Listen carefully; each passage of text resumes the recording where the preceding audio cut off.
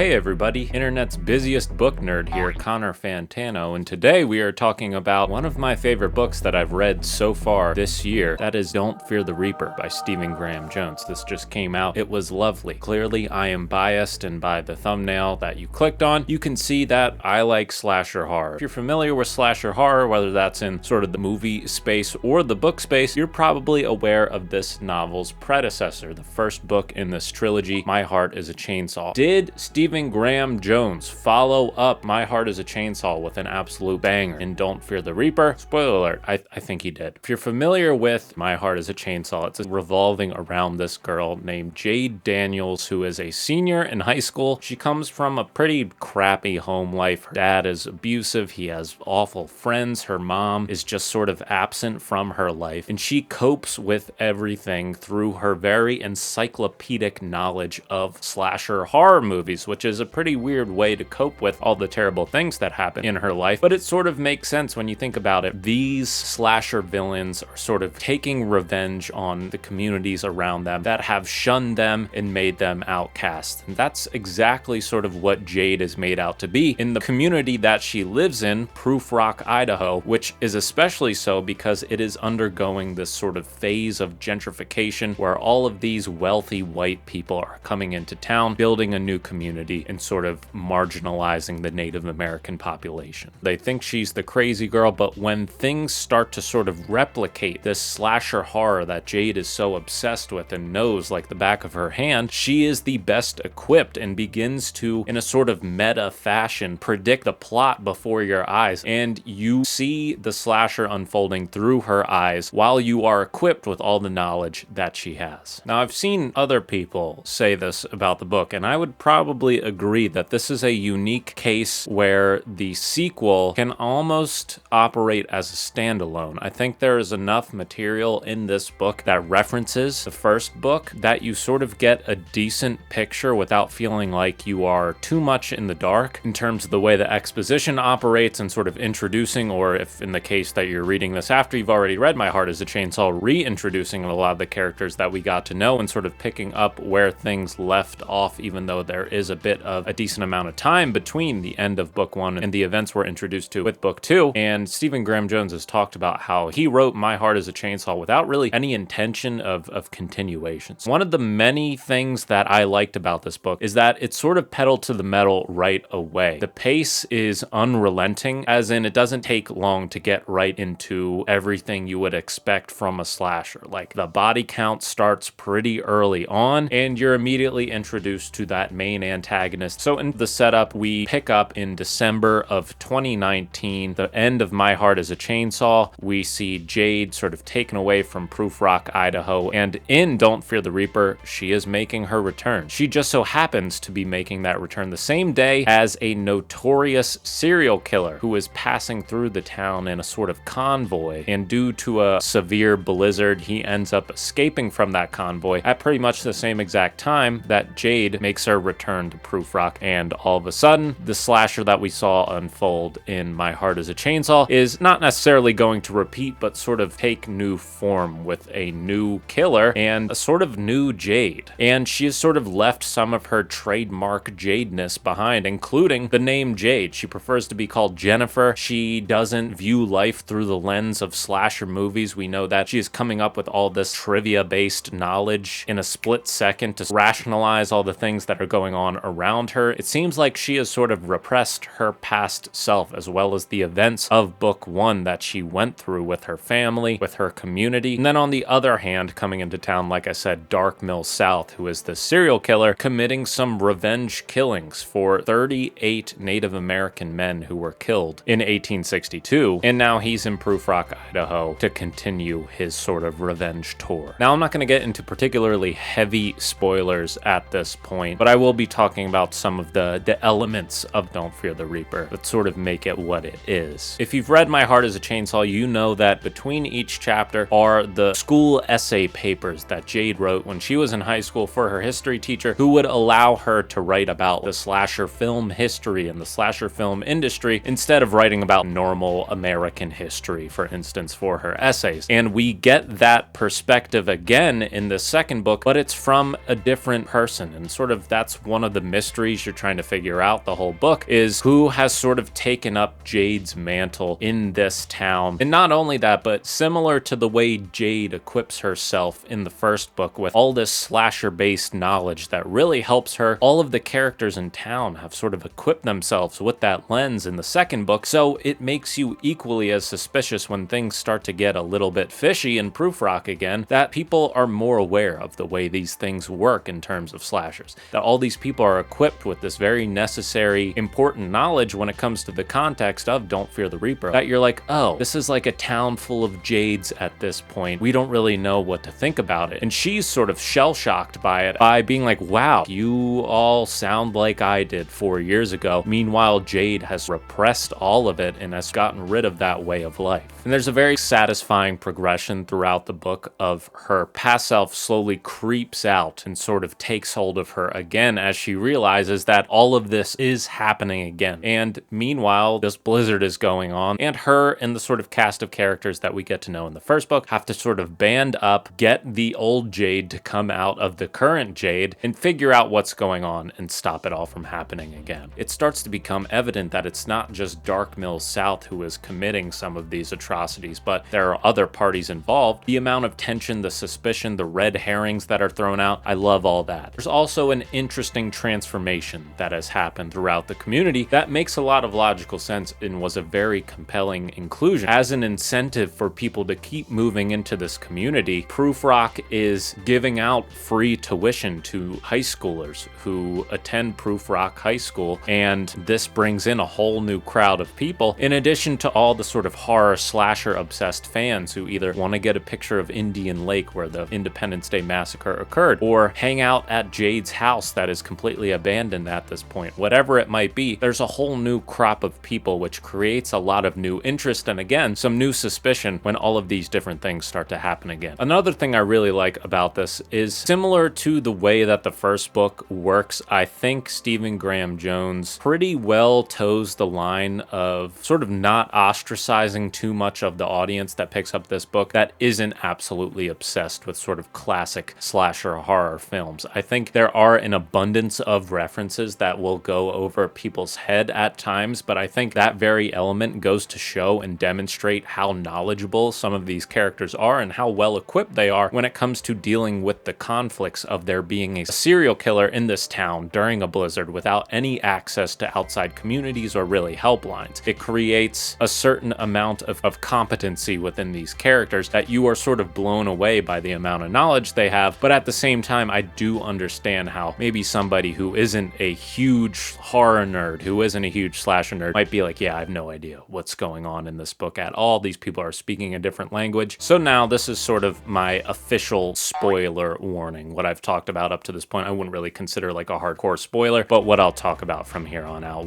will pretty much be things that will ruin the book for you. So maybe take a pause here, read the book, read My Heart is a Chainsaw, Don't Fear the Reaper, both, or don't read either of them and just listen to what I have to say, whatever you want to do. There's a lot of interesting elements with Dark Mills South that are put right out into the open right away, and he even comes in contact with Jade, and we learn that he refuses pretty much to kill anybody who has Native American heritage, or if he recognizes them as Native American, he sort of leaves them alone and he's after anybody else who isn't Native American. And that's one of the ways in which Jade evades him, and we learn that that happened in the past as well. And in addition to that, we have some other sort of key movers and shakers, namely the ones that sort of interest me the most and led me to like reread the final chapters a time or two. These twins, Ginger and Cinnamon. And one of those twins, Ginger, was sort of left alone, left for dead, and she had to sort of like fend for herself in the forest from across Indian Lake and like make her way back. And she's clearly traumatized by that. She's in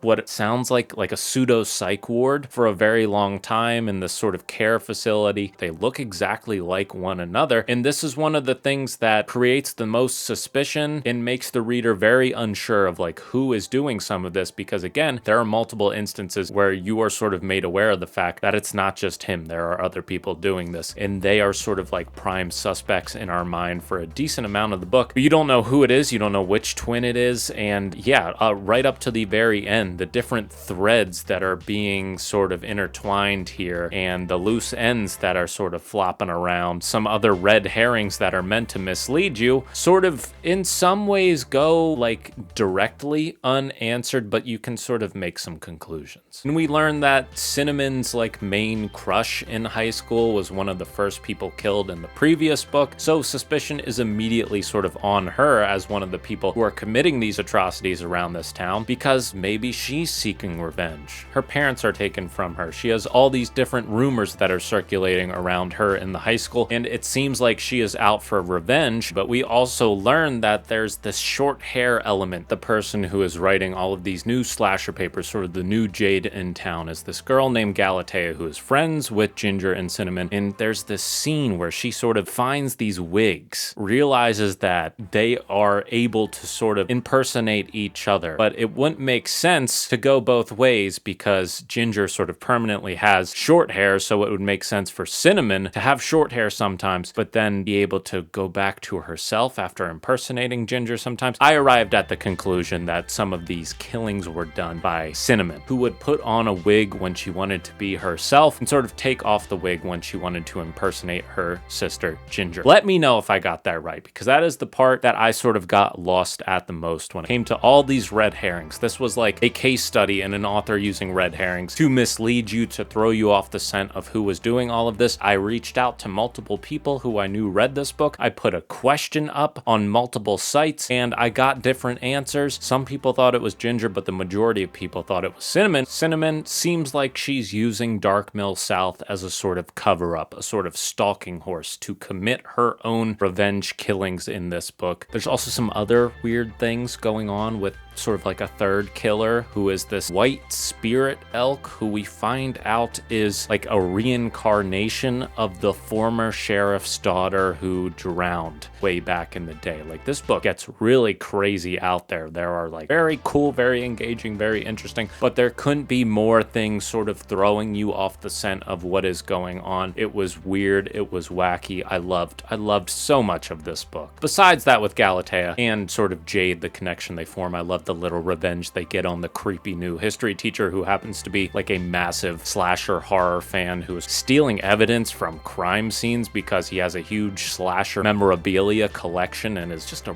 really creepy, weird guy exploiting his students and the community to sort of write a book on all the slasher history that has unfolded in Prufrock and all that stuff. So after we figured all of this out, we figured out who wrote the Slasher 102 papers, we figured out what Mr. Armitage, the new history teacher, was up to. We figured out that we think it was Cinnamon doing some of this stuff around town and using Dark Mill South as a shield for the terrible thing she was doing, and all this stuff with the White Elk. So many different things going on. Once again, Jade is taken away by police, and that's sort of what we're left with at the end of Don't Fear the Reaper. I love Stephen Graham Jones writing. Amazing storytelling when it comes to the horror genre. And his horror is stuff that makes you think. Like, this book, each person who is committing these terrible acts, they have these emotionally driven, very human responses to terrible things that have happened in their lives that are sort of fueling their revenge, which again doesn't justify it at all, but it's this weird, unsettling, uncomfortable thing to address in the way that it's a very human approach to looking at them from that perspective. And that is a sort of like sobering realization when it comes to the villains of Stephen Graham Jones books. And I'm eager to see what comes next. So let me know if you have read this book. Let me know if you have similar thoughts around who did some of these things in Don't Fear the Reaper, and we'll catch up soon. Peace.